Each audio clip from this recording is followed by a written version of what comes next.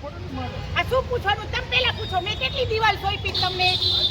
કેટલી? આપણે એમ પૂછો કેટલી દિવાલનું કામ કરવાનું?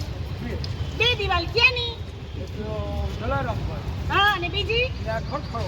હા, હવે ઈ શું થયું દિવાલનું? લેટર ક્યાં? લેટર ક્યાં? અલે આવો સાહેબ, કરે ઉભા રહ્યો સાહેબ. તમને ખબર છે સાહેબ ટૂંકું શેનું કરું? શેનું ટૂંકું કરું? કરવા માટે લેટર સહી થઈ ગયો છે. ભાઈ કરવા માટે તમે જાણ કરી ઉભા રહ્યો. કેદી કરશો? ઉભા રહ્યો. એને કેદી જાણ કરી? કોને જાણ કરી? તમે કેટલા ટાઈમથી સિવિલમાં છો? ઉભા રહ્યો. હું તમારી યાર વાત કરું કે એની યાર વાત કરું? વોર્ડના તમે વોર્ડના એન્જિનિયર કોણ છે? અમારા વોર્ડના અમારા લોકલ રોજબરોજના એન્જિનિયર કોણ છે? વોર્ડ નંબર 4 ના. ઉભા રહ્યો. કેટલો પગાર છે? કેટલો પગાર છે? સાચું બોલજો. કેટલો પગાર છે? ઉભા રહ્યો. કેટલા મહિના થયા? 3 મહિનાથી તમને કીધું. 3 મહિના મેં 6 મહિના હશે.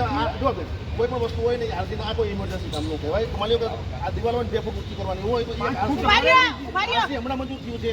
તમને તમારી એને વાત થઈ ગઈ છે કરી દેજો બરોબર. ઉભા રહ્યો. શું કીધું એને તમને? હવે તમે કહો. હાલો ઉભા રહ્યો. કરી દેશે ને. શું કીધું? એને સંકલન થઈ સોલ્વ કરાવી દેવું. એ થઈ ગયું છે. એકાદ બે જણ હોય ને તો ઉભા રહ્યો. હોય તો બધાને મોકલું. હોય તો હું ચેક કરાવી લઈશ. કહું છું તમે નંબર આપો એટલે કરાવી લઈશ. આપણો ચેક કારણ કરાવવામાં કે સવારમાં 4 વાગે એ લોકોને જોતું હતું, 4 વાગે કરાવી દીધું છે. પછી અમુકને 5 વાગે એ ફેરફાર કરાવી દીધું છે. હવે પ્રશ્ન 99% નથી. 1-2 જણ હોય તો મોકલો ને. હા, મારી પાસે અને હું ફોટા વિડિયો બધું ઉતારવા દેજો. ના પાડતા. મને મોકલી દેજો. એ જે હોય એ તમારો નંબર મોકલીશ અને માણસો તમને રજૂઆત કરાવશે. કારણ કે સાહેબ આવી હાલતમાં આવવું પડે. હવે આ સામાન્ય રોડ રસ્તા ગટર અને પાણીમાં આપણે જ મીટિંગ કરી હતી. તમે તમારા ભેગા મેં મીટિંગ કરી હતી. નથી મીટિંગ પછી નથી. કનેક્શનો બધે એવા કનેક્શનો છે. 5 વર્ષનો બોર્ડ પૂરા થઈ ગયા. આ જગ્યા કઈ છે એ તમને સમજાવું બેન.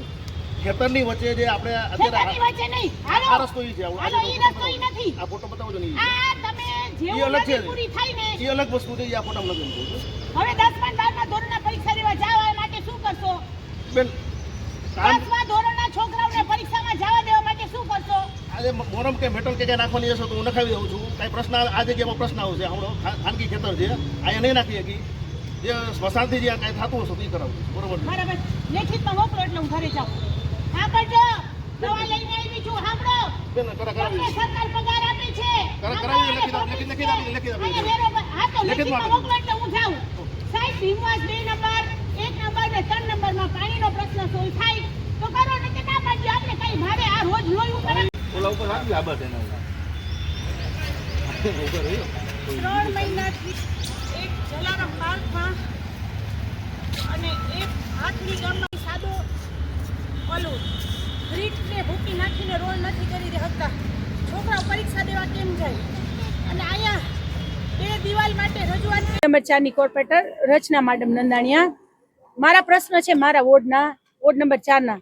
જ્યારે પબ્લિક એક વ્યક્તિને મત આપતી હોય છે ત્યારે એ વ્યક્તિએ એના રાતને દી ગમે ત્યારે ગમે એ પ્રશ્ન હોય એ સોલ્વ કરવાના હોય. અમે 3 મહિનાથી આ લોકોને પ્રશ્ન દીધા છે. એક પ્રશ્ન ખડખડનગરમાં દિવાલ બનાવવાનો છે. બીજો પ્રશ્ન રાજપૂત સમાજની વાડીની પાછળ જલારામ સોસાયટી છે ત્યાં દિવાલ બનાવવાનો છે. ગાયત્રી ચોકમાં રાજપૂત સમાજની વાડી છે ત્યાં. આ 2 લેટર રોજબરોજના કામમાં થઈ જવા જોઈએ. 3 મહિનાથી ઘોર બેદરકારી એન્જિનિયરની છે. જે જુનિયર એન્જિનિયર વોર્ડ નંબર 4 માં આવે છે એની અલગ અલગ જવાબ આપે છે. પછી રહી વાત હાથણી ગામમાં, તો હાથણીમાં એ લોકોએ આરએમબીમાં સર્વિસ રોડની રજૂઆત કરી છે. પણ એ પહેલા એ લોકોએ મેટલ મોરમથી સાદો રોડ બનાવી દેવો જોઈએ. જેથી કરીને ત્યાંના છોકરાઓ અત્યારે 10મા અને 12મામાં ટ્યુશનમાં જાય છે, પરીક્ષામાં જવાનું છે તો ત્યાં જઈ નથી શકતા. અને પાણી હજી અહીંયા પહોંચતું નથી. ત્યાં ટેન્કર જતા નથી. ટેન્કર વાળો ના પાડી દે છે કે હું ટેન્કર લઈને નહીં જાઉં પાણીમાં.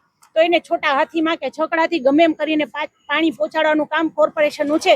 હવે કોર્પોરેશન જો હાથણી ગામમાં પાણી ના પહોંચાડી શકતું હોય, ત્યાં મેટલ મોરમ સાદું નાખી રોડ ના બનાવી શકતા હોય, 3 મહિનાથી દિવાલના પ્રશ્ન સોલ્વ ન કરી શકતા હોય અને બોર્ડમાં અમને કોઈ પણ જાતનું સાંભળતા નથી. છેલ્લા 5 વર્ષની રજૂઆતના એક પ્રશ્ન સોલ્વ નથી થયા. હું તમને લેખિતમાં લખી દઉં તો આજે હવે તો પછી બોર્ડ આવશે ત્યારે વળી રજૂઆત કરશી તો એ બજેટનો બોર્ડ. એટલે મારે પબ્લિકને કેવું તો કેવું શું એટલે ન છૂટકે આજે મારે પબ્લિક માટે રજૂઆત કરવા થઈ અને આજે અહીંયા આવવું પડ્યું. આજે લેખિતમાં કહી દઈને કે 3 દીમાં કામ ચાલુ થઈ જશે એટલે હું વહી જઈશ. મારા વોર્ડનું કામ કરાવવા માટે થઈને મારે આ કન્ડિશનમાં અહીંયા આવવું પડ્યું.